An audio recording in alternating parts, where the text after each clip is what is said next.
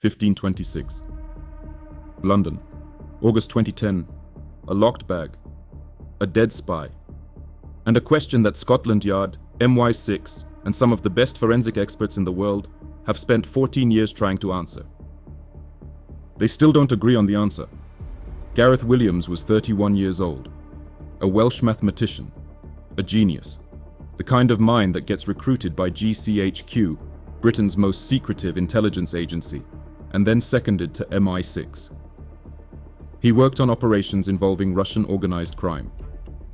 He helped the NSA trace international money laundering routes connected to Moscow-based mafia cells. He knew things that certain people would have preferred he didn't know. On August 23, 2010, police entered his MI6 flat in Pimlico, London. They found his naked, decomposing body in the ensuite bathroom, locked inside a red North Face sports bag, padlocked from the outside. The key was inside the bag with him. There was no sign of forced entry, no fingerprints on the padlock, no fingerprints on the rim of the bath, no DNA pointing to anyone else being present, just a locked bag and a dead spy. Now, here is the detail that changes everything. 2 forensic experts made over 400 attempts to lock themselves inside a similar bag. Not one succeeded. One expert said there was a very small theoretical chance Williams had managed it himself. The other said it was virtually impossible. The coroner agreed. She ruled his death was, and I'm quoting directly, unnatural and likely to have been criminally mediated. She was satisfied on the balance of probabilities that Gareth was killed unlawfully. Killed unlawfully. So who did it? Williams' family had a clear suspicion. They said they believed, again I'm quoting, that a member of some agency specializing in the dark arts of the secret services was involved in his death.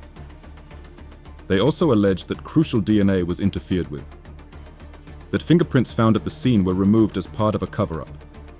And then, in 2024, Scotland Yard published a new forensic review. Their conclusion: no new DNA was found. Modern techniques tested the holdall, the padlock, the key, the zip toggle. Nothing.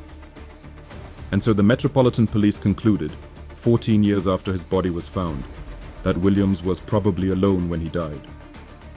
Probably alone, in a locked bag. That 400 attempts failed to reproduce. There is something I want you to sit with for a moment. Because this case is not just about a locked bag and a dead spy. It's about what happens when the institutions that are supposed to find the truth have a reason not to find it. MI6 didn't report Williams missing for a week. A week. Despite the fact that he was supposed to chair a meeting the day after he disappeared. His phone was wiped, returned to factory settings, in the hours surrounding his death. Police removed and replaced his front door when they entered the property. His family said crucial evidence was tampered with, and 2 senior British intelligence sources confirmed that some of Williams's work concerned Russia. Russia. Money laundering routes. Moscow-based organized crime. I'm not going to tell you what happened in that flat in Pimlico in August 2010. I don't know. Nobody outside a very small circle, if anyone, knows. What I will tell you is this. When the most powerful intelligence agencies in the world spend 14 years investigating a case and arrive at a conclusion that directly contradicts the coroner's verdict, you are entitled to ask why. When 400 forensic attempts fail to reproduce what the official version requires you to believe happened, you are entitled to ask why. When a man who knew the secrets of Russian organized crime ends up naked and padlocked inside a sports bag in a flat used to house MI6 staff, and no one is ever charged, you are entitled to ask why.